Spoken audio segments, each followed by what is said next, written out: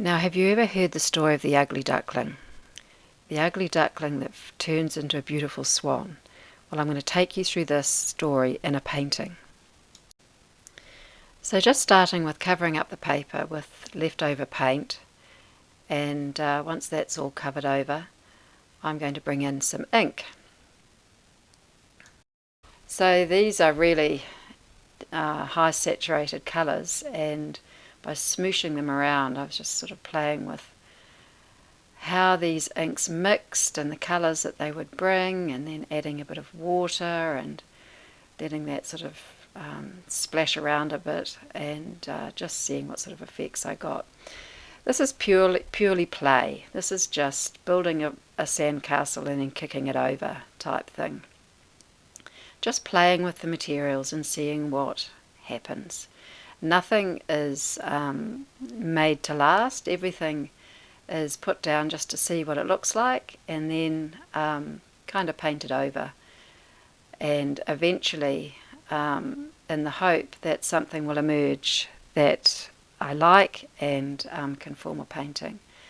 So here I come in with some opaque paint, reasonably thick paint, and I'm just creating pattern and repeating this throughout. So I'm looking at sort of colours that work nicely together, lights and darks, warm and cools, and colours that are sort of on the palette. So colours that I have on the page already. I'm not really introducing new ones here. So looking at thick paint and thin paint and just playing around with it, smudging it, seeing what happens. Okay, then I say, what have I got? What haven't I got? I haven't got any line. So I come in with this paint pen and using a colour that is similar to the colours that are already in the painting. I am just playing around with line and letting my 4-year-old be the one who draws. So just playing and seeing what happens and seeing what I can create, but also thinking about how these lines, how making a big drawing helps the eye to travel from one side of the painting to the other. So it's sort of a way of leading the eye around. Okay, so now we're coming in with some soft line with a different type of pencil, and now some more ink. So using this really intense colour, sort of like a glaze really, and this is warming up these areas and just providing more depth of colour into the painting, letting that spread around, and then coming in with some thick light paint. Okay, so at this point I'm starting to think about trying to establish a bit of a design. So I've got a lot of colour going on here, and now I'm bringing in some light. It's a really strong contrast in value. So this is really light, and I'm putting it next to parts that are quite dark and butting it up against other edges and shapes and just playing around. I'm not really sure what this is going to turn out to be, and I'm fairly loose with it, to be honest. Just playing and seeing what will happen. Okay, so I've got wet paint down there, and wet paint always cries out to be drawn onto. So here I come in with a pencil, and using the ruler I'm sort of getting straight edges, which is quite different from the way I've been putting on the paint and drawing with those pens. And now thinking, goodness me, this is a crazy painting. I'm trying to come in with a big shape here, a big line that might help unify the thing together, bring the whole painting together. Don't really know if I like it, so I think, okay, I'll come in with another type of big shape and repeat the sort of stripy thing that's going on in some of those patterns, but do it slightly differently. Still don't know whether I really like that, so smooch around the paint, see what happens with a colour shaper. Try and smudge some areas, get some accidental marks happening. So then I get some yellow paint and try and spread that across to link one side to the other, and then draw over the top of that, making sort of that type of mark, and then repeat it over here to sort of link two shapes together, thinking this isn't really working, this is crazy town. So put in some more light, try and get that design happening. And then I think, okay, well, let's still not loving this. This just sort of looks very naive to me. So I think about putting some detail in with these stencils. So the stencil shapes offer a little bit more definition, a little bit more order, but I'm still not loving this painting. This painting is crazy. It doesn't make any sense. So I need to take a break. Okay, so this painting is living in the world of ugly. It really is a mess. It is chaotic. But what I want you to see, what I want you to notice in this next step is what happens when I add black to it. I want you to see how when I add black, suddenly there is a depth of contrast that kind of gives us something to hang on to. It gives us the beginnings of the design. And from there, once I've got those really strong darks, and I've already got some quite good lights, but I've got those strong darks, which are much stronger than anything else that's there in terms of the value contrast. That gives me that depth. And so now I have really lights and really darks, instead of having really lights and kind of a little bit dark. The next thing I do is I pick out one colour, and it's kind of a pinky colour. So I want you to notice what I do with that pinky colour.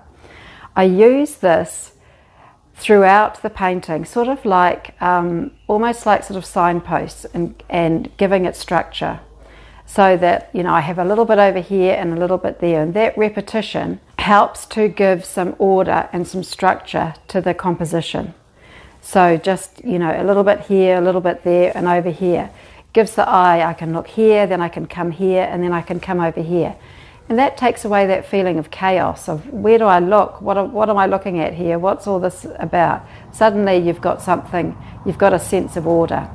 So those two things, adding black, having that really strong contrast, and choosing a colour and using that colour to sort of help the eye work its way through the painting. And you can see that using that colour I repeat the same type of mark. So they're sort of vertical upward shapes, and just repeating that same thing through the composition gives a structure and helps the eye to say, okay, I can start here and I go here and I go here and I go here.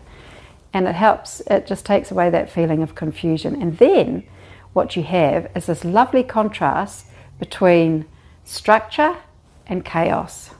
So you've got all this funny stuff that's going on that you can make no sense of, but there's a structure within it, and somehow that's just really pleasing.